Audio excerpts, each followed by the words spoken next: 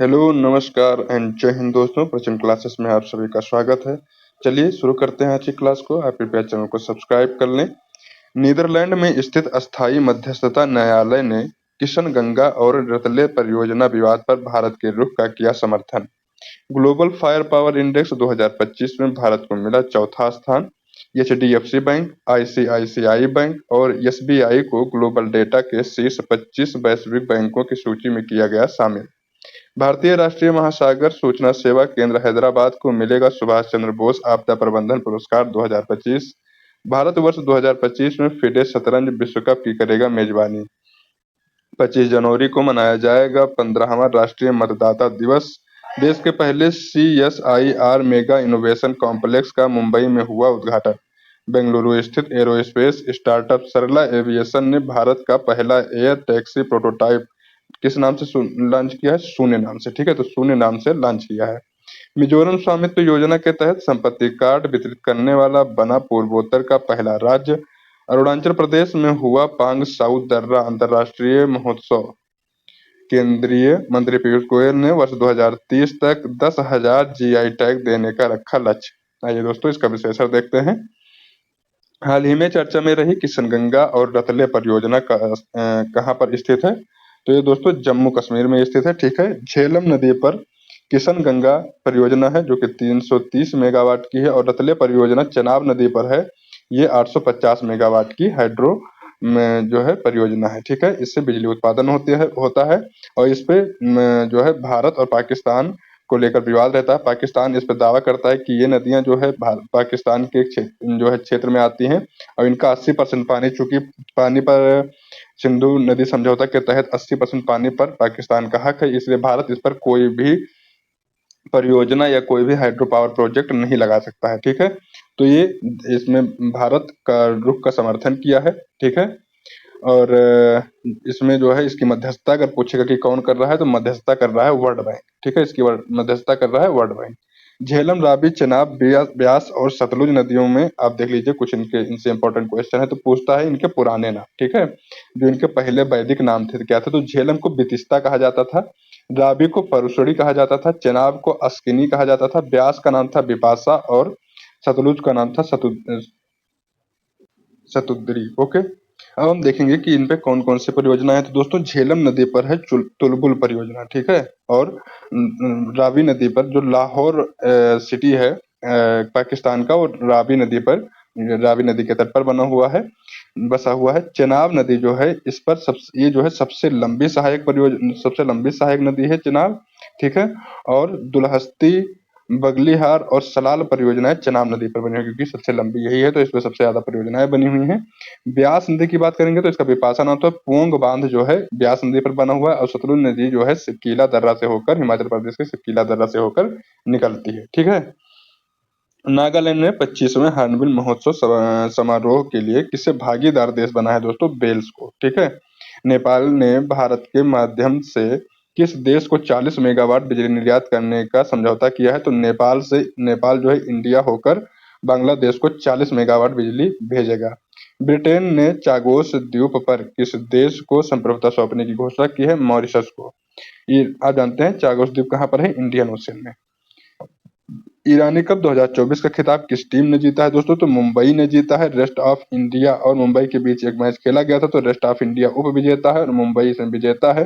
Actually ये match draw हो गया था, ना रेस्ट ऑफ इंडिया जीता था ना मुंबई जीता था, लेकिन चूंकि मुंबई ने पहली पारी में रेस्ट ऑफ इंडिया को हरा दिया था, इसलिए मुंबई को जिता दिया गया।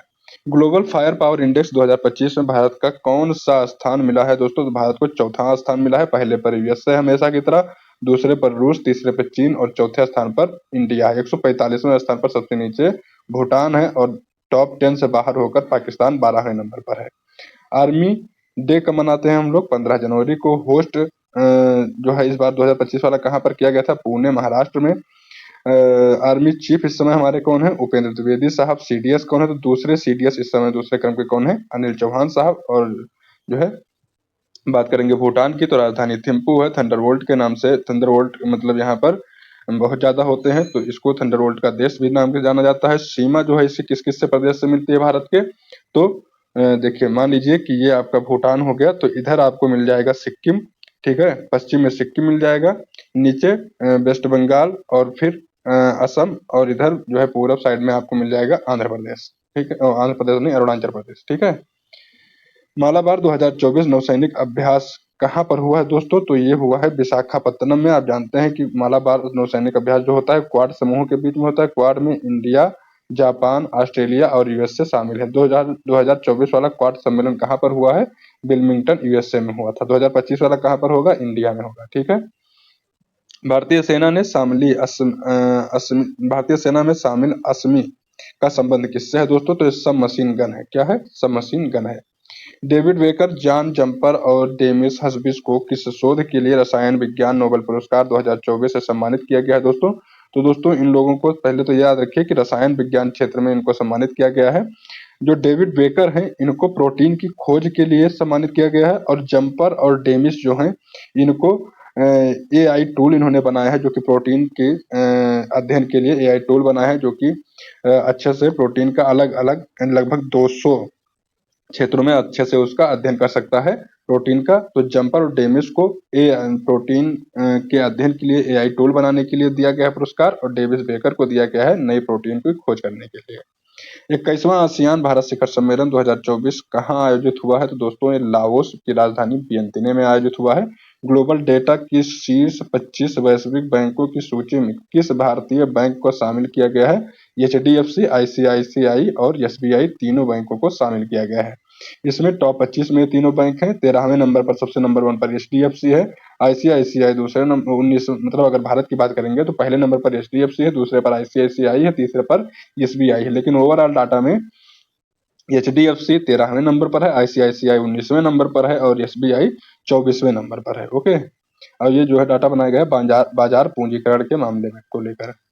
एशिया की सबसे बड़ी, दुनिया की सबसे ऊंची इमेजिंग चेरेन को वेधशाला मेष का उद्घाटन कहाँ हुआ है दोस्तों? तो ये लद्दाख में हुआ है। भारतीय महिला टीम ने पहली बार एशियाई टेबल टेनिस चैंपियनशिप में कौन सा पदक जीता है? ब्रॉन्ज मेडल जीता है। इसरो किस देश के सहयोग से चंद्र ध्रुवीय अन्वेषण मिशन लूपेक्स लॉन्च कर रहा है? तो इसरो और जापान मिलकर इसको लॉन्च कर रहे हैं। नोबेल शांति पुरस्कार के लिए चुने गए निहोन हिंडाक्यो समूह कहाँ से है दोस्तों? तो ये जापान का समूह है जो कि काम करता है, जो कि जब परमाणु बम गिर गए थे जापान पर, अमेरिका ने गिराया था 1945 में, तो कुछ लोग जो बच गए थे और वहां पे प्रभावित हुए थे ये लोग भी, तो वो ये लोग हमेशा जो बच गए हैं लोग उनके संरक्षण के लिए, ठीक है, काम करते हैं और हमेशा कोशिश करते हैं कि फिर से विश्व में कभी भी कितना भी बड़ा युद्ध हो जाए, लेकिन विश्व में कभी जो है परमाणु बम का युद्धों में प्रयोग ना हो। ठीक है। हाल ही में सुभाष चंद्र बोस आपदा प्रबंधन पुरस्कार 2025 के लिए किसे चुना गया है? इन चॉइस को। ओके। ये जो है अगर व्यक्तिगत दिया जाता है तो 5 लाख पुरस्कार इसमें दिया जाता है, और अगर संस्थागत दिया जाता है तो संस्था किसी को दिया जाता है तो इसमें 51 लाख रुपया पुरस्कार के रूप में दिया जाता है। तो इस बार इन चॉइस को चुना गया है दोस्तों। ये भारतीय राष्ट्रीय महासागर सूचना सेवा केंद्र, मतलब इसका फुल फॉर्म क्या हुआ? भारतीय राष्ट्रीय महासागर सूचना सेवा केंद्र को दिया गया है, इस संस्था को मतलब दिया गया है, और ये 1999 में इस संस्था को बनाया गया था। हैदराबाद में इसका हेडक्वार्टर है। ठीक है। ये सुनामी और चक्रवाती तूफानों के बारे में जानकारी देता है देश को। इंडिया स्ट्रगल नामक बुक किसने लिखी थी? तो ये सुभाष चंद्र बोस जी की है। और फॉरवर्ड ब्लॉक नामक पार्टी की स्थापना किसने की थी, या संस्था की स्थापना किसने की थी? ये भी जो है सुभाष चंद्र बोस साहब ने की थी 1939 में, जब इन्होंने कांग्रेस को छोड़ा था, पट्टाभी सीतारामैया को हरा दिया था अध्यक्ष पद पर, फिर भी गांधी जी की जीत की वजह से नहीं बने, और तो कांग्रेस को इन्होंने छोड़ दिया और फॉरवर्ड ब्लॉक नामक एक संस्था की स्थापना की। ठीक है। डीआरडीओ की स्थापना 1 जनवरी 1958 में हुई थी। समीर कामत साहब इस समय इसके अध्यक्ष हैं। इसरो की स्थापना 15 अगस्त 1969 को हुई थी, और इस समय वी नारायण साहब इसके अध्यक्ष हैं। अंतरराष्ट्रीय कैरियर से संन्यास की घोषणा करने वाले राफेल नडाल का संबंध किससे है दोस्तों? ये टेनिस के खिलाड़ी हैं और स्पेन से आते हैं। ठीक है, स्पेन देश के हैं। टाटा ट्रस्ट के इस समय नए अध्यक्ष कौन चुने गए हैं? Noel Tata. Global hunger index 2024 में भारत को कौन सा स्थान मिला है? 105वां स्थान। मध्य प्रदेश सरकार ने किसे किशोर कुमार पुरस्कार से सम्मानित किया गया है दोस्तों? तो राजकुमार हिरानी को। वर्ष 2025 में FIDE शतरंज विश्व कप की मेजबानी कौन करेगा? तो भारत करेगा दोस्तों। ठीक है, होस्ट कंट्री कौन होगा? भारत। 31 अक्टूबर से 27 नवंबर के बीच खेला जाएगा। भारत इसकी मेजबानी दूसरी बार कर रहा है। पहली बार इसकी मेजबानी भारत ने 2002 में किया था, हैदराबाद में खेला गया था और उस समय विश्वनाथन आनंद विजेता रहे थे।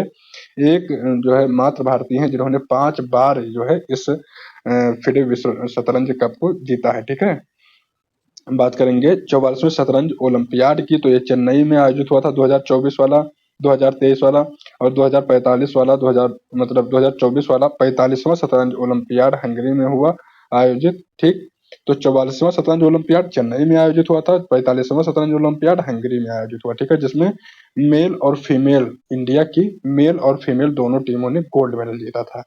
नेक्स्ट देखेंगे 75वीं अंतर्राष्ट्रीय अंतरिक्ष यात्री कांग्रेस का सम्मेलन कहाँ पर हुआ है? इटली में हुआ है।